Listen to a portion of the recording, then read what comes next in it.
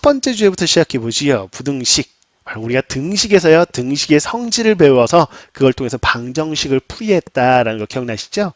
자, 그렇다면 우리는 부등식을 풀이하기 위해서는 부등식의 성질을 기억하고 있어야 될 거예요.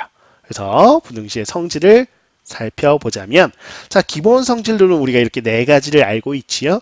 다음과 같은 부등식이 있다라고 했을 때, 자, 우리는 이렇게 또 하나의 부등식. 자, 이 두 개를 연결해서 다음과 같이 쓸 수 있을 겁니다. A가 B보다 크고요. B가 C보다 크다. 그걸 한꺼번에 쓰자면 자, 이런 대소관계를 갖겠네요. 중간 매개체는 사라지면서 결국은 A가 C보다 큰 거예요. 라는 거. 자, 이거는 증명 과정에서 많이 쓰이는 테크닉입니다. 알아두시면 되겠고요. 자, 그 다음에 다음과 같은 부등식이 있을 때 양변에 똑같은 수 C를 더하거나 뺀다고 해서 부등방이 바뀌지 않더라 라는 성질이죠. 그래서 우리는 양변에 똑같은 수를 더하거나 빼거나 자유롭게 해주시면 되겠어요. 물론 관련된 거 이항도 자유롭게 할 수 있더라.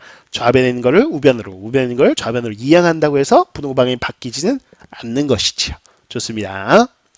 또 다음과 같은 부등식이 있을 때 양수인 C로요. 양변에 곱하거나 양수로 나눈다라고 했을 때 부등방은 바뀌지 않아요. 다만 주의하실 거는 네 번째 성질이지요. 다음과 같은 부등식이 있을 때요. 음수인 C, 즉 음수로 양변을 곱하거나 양변을 음수 나눈 경우는 부등방이 바뀐다라는 사실을 꼭 기억해 주셔야 되겠습니다. 자, 그 다음에 한 가지를 더 볼 텐데요. 자, 역수를 취하면 부등방이 바뀔까 안 바뀔까?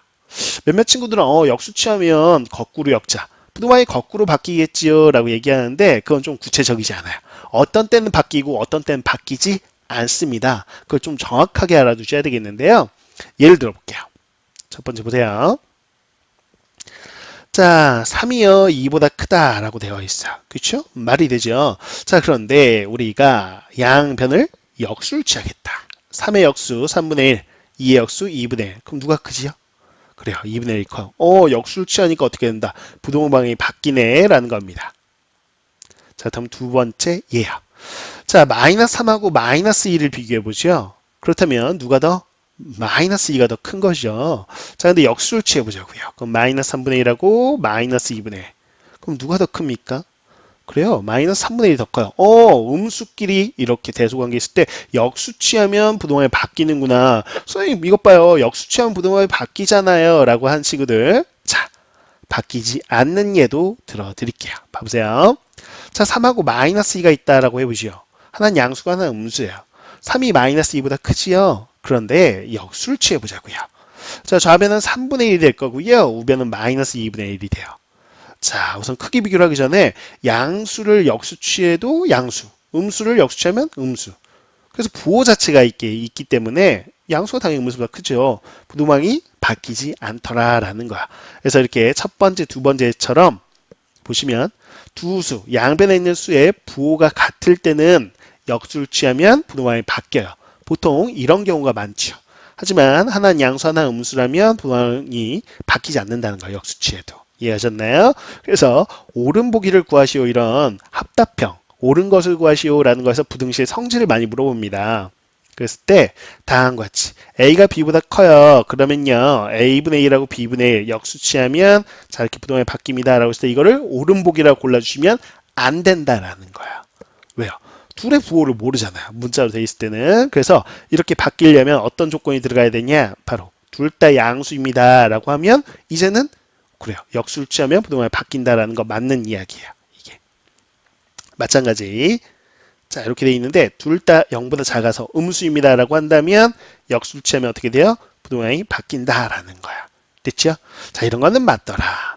그런데 다음과 같이 이렇게 자, 부호에 대한 아무 얘기가 없다라고 한다면 우리는 부등방이 바뀐다라는 게 옳지 않다는 거예요. 그렇죠? 부호를 모르기 때문에 그래서 정확하게 좀 개념을 알아두셔야 우린 역수 테크닉을 쓰실 수 있겠죠. 좋습니다. 그 다음 두 번째, 시계값의 범위 구하는 하나의 유형이에요. 그럼 어떻게 할 거냐? 요 바로 부등식의 성질을 이용해서 접근하는 거야. 자, x의 범위가 다음과 같이 주어졌을 때 어떤 시계값의 범위를 구하여라 라고 한다면 요 가운데 있는 x, 이거를 cx 플러스 d로 만드는 거야. 그래서 자 x에다가 c를 곱하고 d를 더해야 되죠. 그러면 다 공평하게 자 각 편에다가 c를 곱하고 d를 더하는 거야. 그래서 a에다가 c를 곱하고 d를 더한 거 보이시죠? 요 b에다가 c를 곱하고 d를 더한 거야. 그쵸? 자 근데 c가 이제 양수다 그러면 각 편에 c를 곱해도 부동방 바뀌지 않고요. d를 더해도 부동방 바뀌지 않죠. 근데 부동방향은 그대로 살려서 써주시면 된다라는 거야. 이런 식으로 부등식의 성질을 이용해서 우리는 시계값의 범위 구하는 문제, 내신에도 잘 나오는 문제 유형이니까요. 꼭 알아두시면 좋겠죠. 자, 이제 관련된 문제를 함께 보도록 할 텐데요. 살펴보겠습니다. 자, 1번부터 한번 확인해 보도록 할게요. 자, 3a 플러스 1이요. 바로 3보다는 크고요. 5보다는 작거나 같다라는 부등식 하나가 주어지고요. 다음 방정식을 만족하는 x값의 범위를 구해봐라 라고 되어 있어요. 자, 우리가 구하고 싶은 거는 x값의 범위입니다. 그렇다면 주어진 방정식에서 x, 해를 한번 구해볼 텐데 자, 5x는 a하고 마이너스 2 우변으로 이항할게요. 다음 것이 나오죠. 그렇다면 x는 양변 5로 나누시면 5분의 마이너스 a 플러스 2가 되는 걸 확인할 수 있어요. 자, x값의 범위 구하세요 라고 한다면 주어진 요 분수, 이게 바로 x잖아요. 자, 이 범위를 구하고 싶은데 우리는 3a 플러스 1의 범위는 알아요. 이 3a 플러스 1이라는 요 가운데 항 있죠? 요거를요, 가운데를 이렇게 요 분수로 만들어 주시기만 하면 된다라는 거야.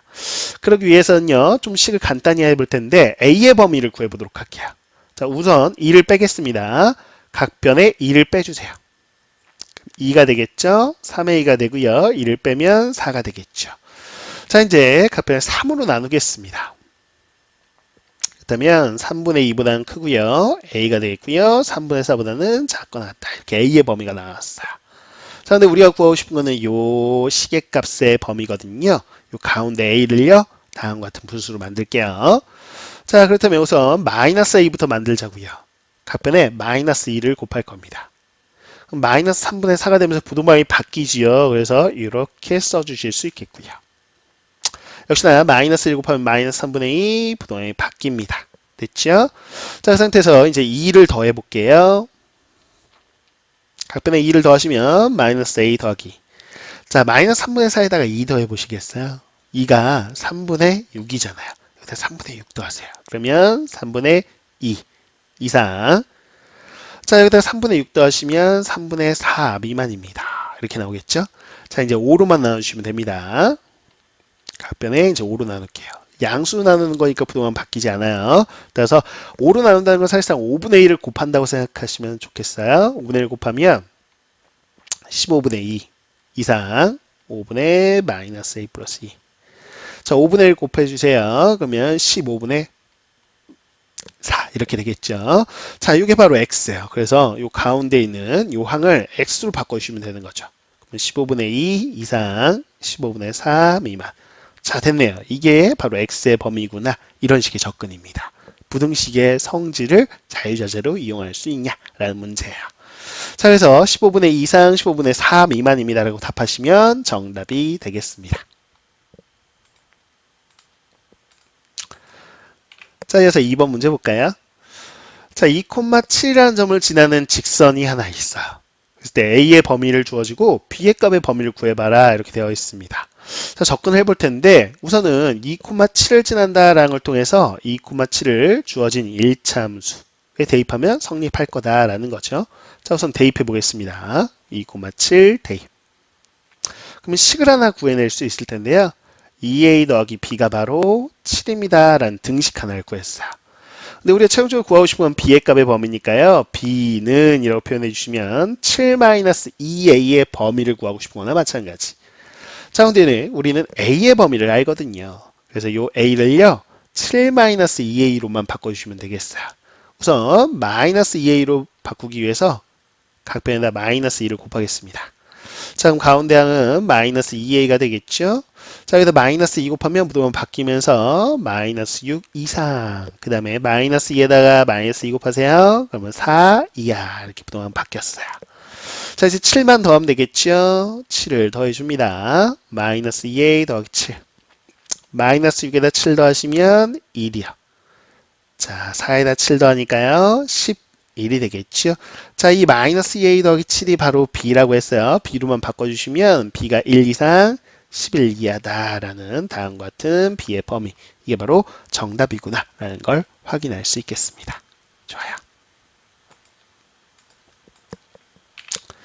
자, 두 번째 개념으로 넘어가 볼 텐데요. 부등식의 사칙 연산이 되겠습니다. 다음과 같이 부등식이 이렇게 두 개가 주어진 경우 x의 범위, y의 범위가 있을 때 우리는 x 더하기 y의 범위 혹은 x 빼기 y의 범위 혹은 xy 곱한 거의 범위 y분의 x 이런 분수 형태의 범위 어떻게 구할 수 있냐라는 거야. 자, 그렇다면 우리는 이런 생각이에요. 자, 더해서 범위라는 거는 가장 작을 때가 왼쪽에 들어가고 가장 큰 때가 오른쪽에 들어가잖아요. 그럼 xy 더해서 가장 작을 때가 언제일까? 그러면 x가 가장 작고 y가 가장 작을 때, 즉 가장 작은 a와 c를 더한 값이 가장 작은 값으로 이렇게 왼쪽에 들어가겠죠. 당연히 가장 클 때는요, x가 가장 클 때, y가 가장 클 때는 b 더하기 d가 다음과 같이 들어가는 거야. 이해하셨습니까? 근데 주의하실 거는 등호 여부예요. 등호는 언제 성립하는 거냐? x 더하기 y가 요 a 더하기 c라는 값이 이렇게 등호로 존재하려면 a 더하기 c가 나오기 위해서는 x가 a면서 y가 c 그 등호가 동시에 존재할 때만 두 개를 더한 a 더하기 c 값이 존재하겠죠. 상식적으로 보면 당연히 그런 겁니다. 자, 그래서 자 이렇게 연산했을 때는요. 각각 연산한 결과 여기 보시면 등호가 둘 다 있을 때만 등호가 들어가요. 자, 그렇다면 하나만 있을 때 이렇게 하나는 없고 하나만 있을 때는요. 이 등호가 빠져야 되는 거야. 왜? 자, y가 c일 수는 있는데 x가 딱 a인 순간은 없잖아요. 그렇죠? 그렇기 때문에 등호가 둘 다 있을 때만 등호가 들어간다. 이렇게 정확하게 알아두셔야 되겠습니다. 자, 그 다음에 이제 뺐을 때. 자, 뺐을 때 범위 중에서 가장 작은 요 왼쪽에 들어가는 값은요. 자, x에서 y 빼는 거예요. 그럼 x는 작으면 작을수록 y는 크면 클수록 작은 값이 나오죠. 그래서 x가 가장 작을 때는 a. 자, y가 가장 클 때 그래서 a에서 d를 빼 이렇게 지그재그로 빼가지고요. 자, 이렇게 크로스해서 빼서 a-d가 가장 작은 값. 자, 그러면 가장 x-y가 클 때는 언제냐? 그러면 x는 커야 되고요. y는 작아야 되겠죠. 그래서 x가 가장 클 때, y가 가장 작을 때, 그래서 b에서 c를 뺀 이 값이 다음과 같이 들어간다. 그래서 이렇게 크로스해서 우리는 빼주면 되겠다라는 거고요. 그래서 크로스해서 뺀 거기 때문에 그렇다면 봐보세요. 여기에 등호가 들어갈 때는 언제일까요? b하고 c하고 계산해서 b 말 c가 나오려면요. x가 b이면서 y가 c가 되는 둘 다 등호가 들어갈 때 이렇게 크로스해서 여기에 등호가 들어간다라는 거야. 둘 중에 하나라도 빠지면 등호가 빠지는 겁니다. 둘 다 있을 때만 등호가 들어가겠다라는 거. 이해하셨죠? 좋아요. 자, 이제 곱셈하고 나눗셈은 조금 더 주의해 주셔야 되겠어요. 왜 그러냐면 요 A, B, C, D 양 끝에 있는 값들 있죠. 이 값이 언제? 양수일 때만 성립해요. 자, 이렇게 음수가 들어가는 순간 곱해서 막 부호가 바뀔 수 있기 때문에 이 성질, 즉 사친연산과 관련된 이 성질을 공식처럼 쓰실 수는 없어요. 그렇죠? 언제만? 자, 이렇게 양 끝에 값들이 전부 다 양수일 때만 쓸 수 있는 테크닉이다. 곱셈 나눗셈은. 다 양수라는 가정하에는 가장 작은 값이 나올 때는 가장 작고 가장 작은 걸 곱했을 때가 가장 큰 거와 가장 큰 걸 곱했을 때가 가장 큰 거다. 이런 식으로 접근할 수 있다는 거죠. 그쵸? 자, 마찬가지 나눌 때 생각해 보세요. y분의 x예요. 그러면 가장 작은 값이 나오려면 분자는 작아야 되고요. 분모는 커야 돼요. 그래서 분자가 가장 작고요. 분모가 가장 클 때 이렇게 해서 지그재그로 이렇게 나눠주시면 d분의 a 이렇게 해서 이 값이 완성이 되는 거고요. 가장 큰 값은요. 지금 분자는 크면 클수록 좋고 분모는 작으면 작을수록 좋죠. 그래서 분자 x가 가장 크고 y가 가장 작을 때 이렇게 해서 c분의 b가 이렇게 들어간다 라고 생각하시면 되겠어요. 이해하실 수 있죠? 좋습니다. 그래서 다 양수한 가정하에는 덧셈일 때는요. 그대로 그 자리를 더해서 혹은 곱해서 간다. 덧셈 곱셈은 그 자리 그대로 내려오는 거라면 이미지로 기억하실 때는 뺄셈이나 나눗셈 구할 때는 어떻게? 지그재그. 오케이? 이렇게 크로스해서 지그재그로 우리는 기억해 주시면 좀 더 쉽게 기억으로 오래 갈 수 있겠죠. 좋습니다. 자, 이렇게 해서 개념을 살펴봤다면 관련된 유형을 함께 살펴볼게요. 자, 자, 3번 문제입니다. x의 범위하고요, y의 범위가 주어지고 다음과 같이 라지 a라는 식의 범위를 구해봐라 라고 되어 있어요. 자, 근데 라지 a가 뭔가 보시면 마이너스 2x. 자, 이렇게 분배해 보세요. 마이너스 2x 더하기 2y라는 식의 범위예요. 자, 그러면 이 범위를 어떻게 구할 거냐? 쌤은요, 여기서 x 범위에서 마이너스 2x의 범위를 구해볼게요. 자, 각 변에 이제 마이너스 2를 곱해주시면 되겠죠. 자, 그렇다면요, 부동안 바뀌면서 3의 마이너스 2 곱한 마이너스 6 이상. 자, 마이너스 2에 마이너스 2 곱하시면 4 이하 이렇게 되는 거 확인할 수 있어요. 자, 그 다음에요, 또 하나 2y 범위인데 2y 범위는 자, 이쪽에 한번 써보도록 하죠.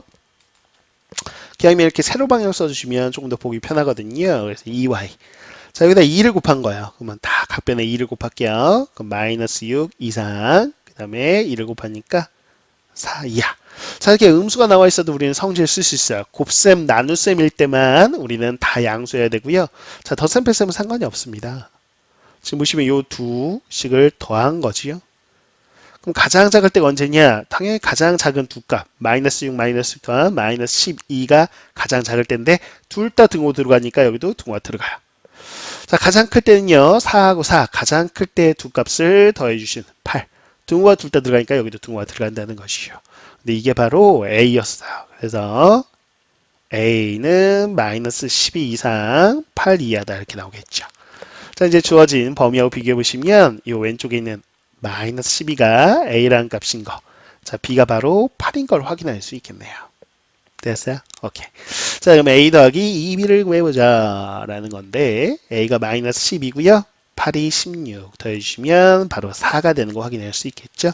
정답은 4가 되겠습니다.